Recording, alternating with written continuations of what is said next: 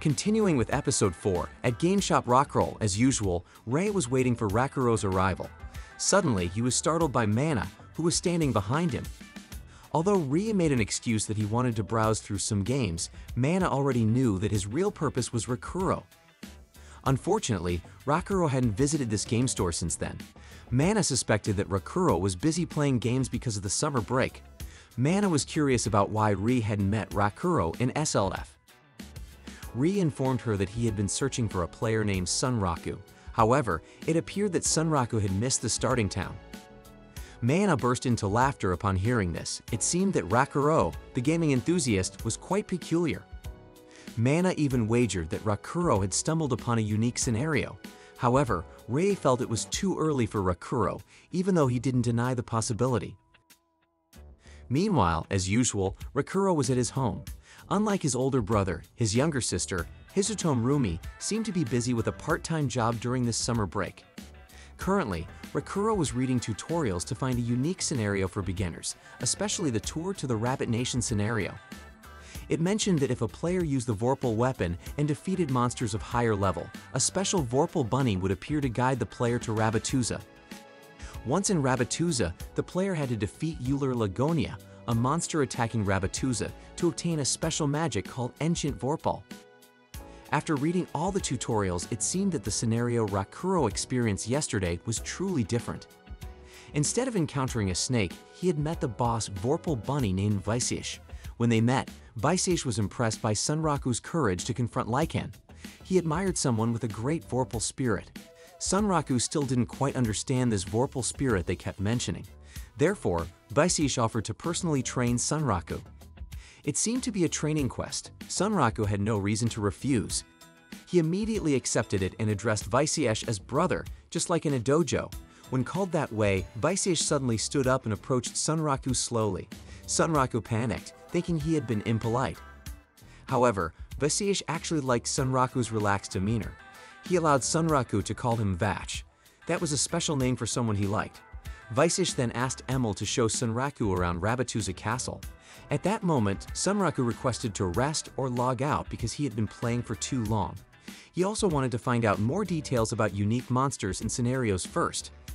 So Emil escorted him to a place that could serve as a respawn point. However, Vaisish suddenly said he had forgotten to give something. Vaisish threw a necklace that attached itself to Sunraku's neck. It was the Vorpal Soul Necklace. Its effect was to reduce experience gains by half, but it increased the points for status gains by up to 2.5 times. The necklace couldn't be removed without Vaisish's permission. To become strong, the weak must endure a severe trial. As Rakuro searched the internet, there was still no information about the Vorpal Soul Necklace or the whereabouts of Emil and Vaisish. Even a unique scenario to enter Rabbituza Castle hadn't been found. It seemed that Rakuro was the only player who knew about that unique scenario.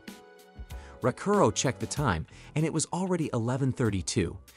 He had plans to play Berserk Online Passion with his friend, Katso.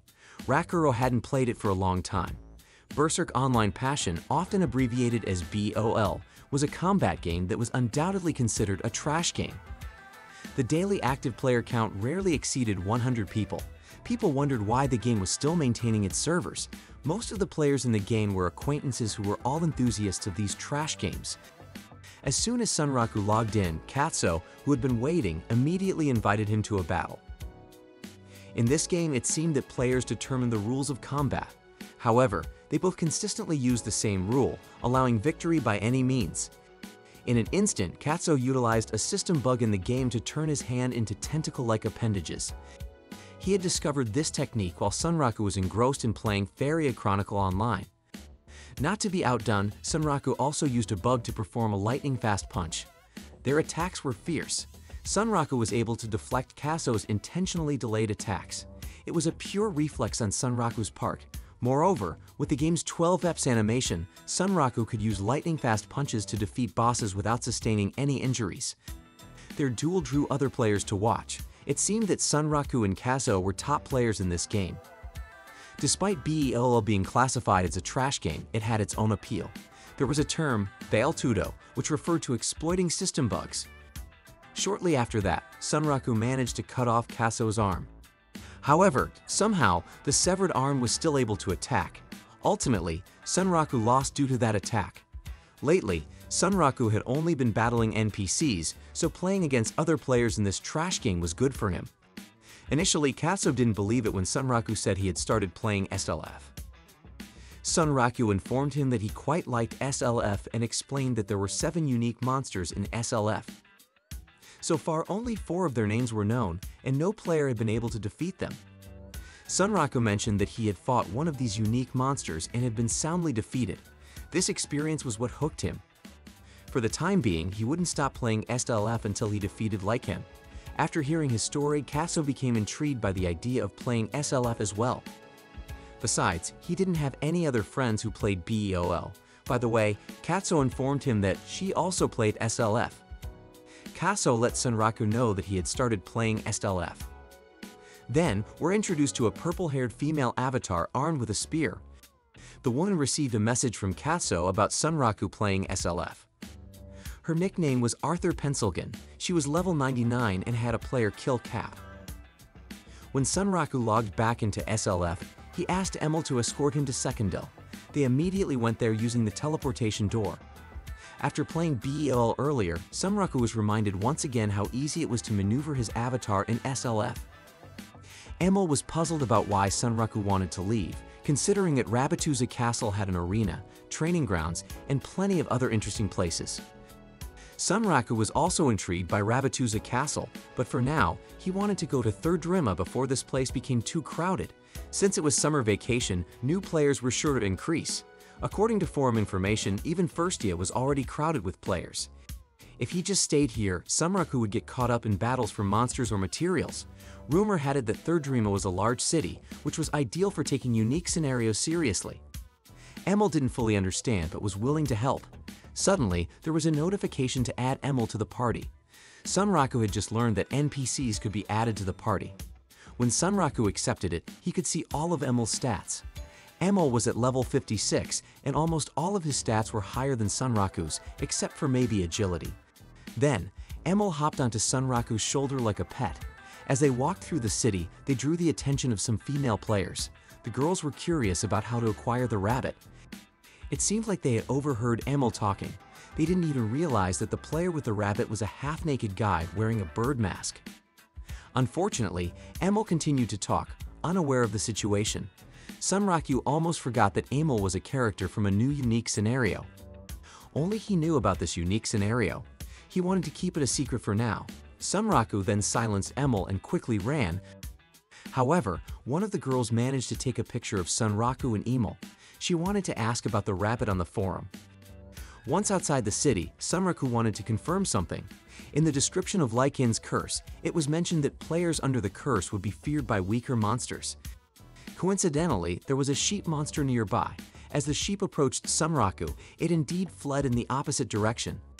Sunraku followed the sheep. He didn't chase it aimlessly but herded it toward a large object.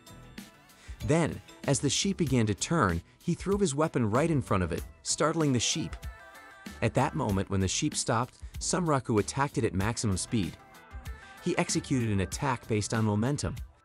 This followed the laws of natural physics, a concept rarely seen in games, however, not in SLF.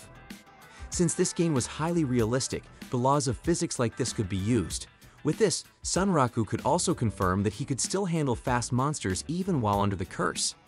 Then, Sunraku wanted to continue with his other plan. He would ignore all the lesser creatures and head straight to the boss area. After running for quite some time, Sunraku and Emil arrived at a valley flanked by 2 cliffs.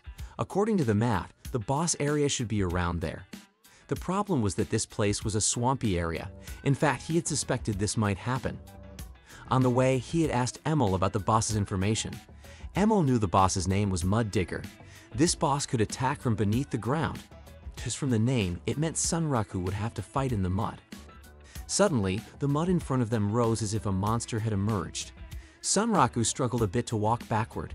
When walking through the swamp in SLF, a player's feet would sink and be heavy to lift, forcing them to move slowly. In other words, this boss was Sunraku's worst opponent.